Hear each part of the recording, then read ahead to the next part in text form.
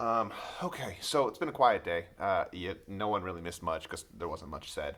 The thinking is still very much let's get chaos out if we can. But hey, it's gonna most likely be Donnybrook, and this season has there's been a lot of who refreshes the quickest, who responds the fastest, who does the thing the fastest. That's been a theme. Chaos has been good at those.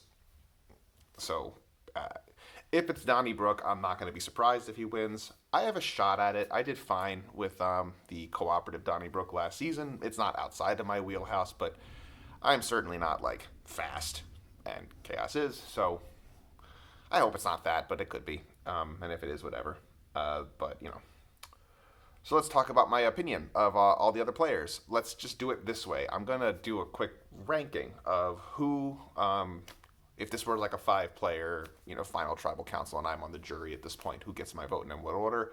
Right now, the player who absolutely gets my vote is Merc, who has played a wonderful game, a funny game, an entertaining game, an honest game, an unconventional game, and as far as I can tell, a game that had dealt with adversity, as in a swap screw. Did find an idol, did make I think a great decision in telling me and has just been playing a phenomenal game. And he'd have to play that good of a game to outdo Taste, who is my number two for my jury vote if I'm on the jury. Taste is indeed my number two vote. And again, the only reason he's losing out to Merc is because Merc has played phenomenally well. I never promised my jury vote to anybody this game, and I certainly wouldn't do that because it's disingenuous and bad, and I wouldn't do that. So Taste gets my jury vote behind Merc, and the reason for that is not just because we had a strong partnership, and yes, he did find an idol and give it to me, but he's played his ass off, and he's made relationships probably more so with anybody else in the game. He has talked to more people. He did so in a way that would almost sort of parallel how Haschel did it, except I don't believe Taste ruffled nearly as many feathers, and people really did line up to protect him. So Taste absolutely deserves a vote. The character of Merc is one that I've just enjoyed more than anyone else I've ever played with. So I'm just really liking Merc. Behind Merc, I think it is now Chaos, actually. I had originally said that Jose was my frontrunner for the season, as in who would get my vote, but it's Chaos, who has played a really wonderful UTR game, and has, that's sometimes frowned upon, but I don't fault it. I think he has played the cards he's been dealt, and you know what? These challenge wins, I don't want to pick a survivor winner based on challenge wins. But look, he's winning them. I'm not going to weigh it huge into consideration, but he has always been agreeable. He handled his blind side better than anyone else has handled a blind side in this game, and that gets a lot of points, especially because he's new. He didn't freak out. He just sat back and let people come to him. And when I did, he let me talk, and we talked about it, explained it, and you know what? If he wasn't ready to work, he certainly didn't let me know it. He pretended he was, but it seemed like he really was ready to work. And either way, whether he was or he pretended, I don't care. He played that blind side great. So he would absolutely get my vote behind Taste. Fourth behind him is Jose, who has also played a good game. The fact of the matter is, though, I think I lost a lot of points with him lining up in the way that he did with Haschel. I understand that he didn't like what Taste did, and honestly, I get it, and that's fine. But look at what the Haschel was doing. Like, how are you going to hitch, to that? And by the way, I don't think Haschel has any respect for what Jose did. My gut is telling me that, in fact, Haschel is likely to not award Jose his jury vote based on how Jose played it. So I don't know really who he is impressing here by, hitching up with Haschel. It doesn't make sense to me, and it's hard for me to give him my vote at this point. I would indeed, though, give him my vote over Drake. Look, Drake has not responded to me, to any of the individual things I've said. I really don't like that.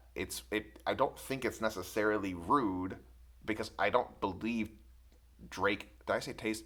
I meant Drake for last. If I said Taste, that was a slip of the tongue. Drake is in last place for my vote. And look, Drake, again, it's not rude. I don't think Drake is a mean or bad person.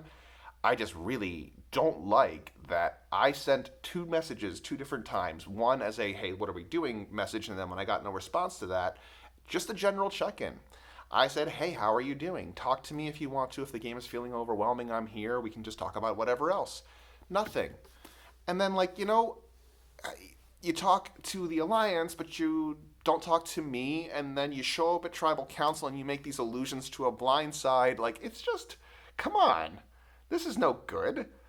So, whatever Drake is doing, it doesn't feel like Survivor, and I really don't like it. There is, I believe, at this point, a 0% chance. None that Drake gets my vote. It just doesn't happen. There's no one left in this game that sits next to Drake that could somehow convince me to lower their status at this point in such a way that I would vote for Drake over them. I don't think it's great to go into Tribal Council with a closed mind on this, but here's the deal. If we go to Final Tribal and Drake wakes up and presents a bunch of good stuff, well, that'll be the first time she's done that. And that would also really piss me off. So Drake is really between a rock and a hard place. I believe at this point, and this is why I feel pretty confident on it, she has shot to hell all of her chances of me ever giving her a jury vote. Again, this is not a comment on you as a person, Drake. If you're watching this, I think you're probably a fine person. But this is not how I play Survivor. And I am not going to give you my jury vote at the end. There's just no way. So that's kind of how I see everybody. As far as the strategy and the path to the end, look, I'm in an alliance of 3. And in that alliance of 3, we have 2 idols. When you're in an alliance of 3 and there are 6 players left, you're pretty safe. And by the way, that's just the center of the onion. The outside layer of that does have Jose. So we are seemingly in an alliance of 4. So, worst case scenario today is that Chaos wins immunity and Drake goes home tomorrow. Best case, anybody else wins it at all, and Chaos goes home tomorrow. So that way, we don't have to deal with him and his fast clicky fingers at 5. Is there a way, somehow, that there is a blind side? Sure. Seems really unlikely. Tace wouldn't blindside me, and now Merc certainly wouldn't. You don't tell someone about an idol like this and, tighten up. So, seems really damn unlikely. And worst case scenario, we somehow end up at Rocks. I guess. I just don't see that happening, though. Really hard to see that happening. So, that's where we are. Those are all the players. Looking forward to the challenge. Fingers crossed that somehow it's not Donnybrook, because I don't think that's a great avenue for me to succeed. But if it is, I'll do my best. And no streaming tonight, because I want to try to focus and win. And I haven't won one yet. I want to win one. So if I win, I'll be back to gloat.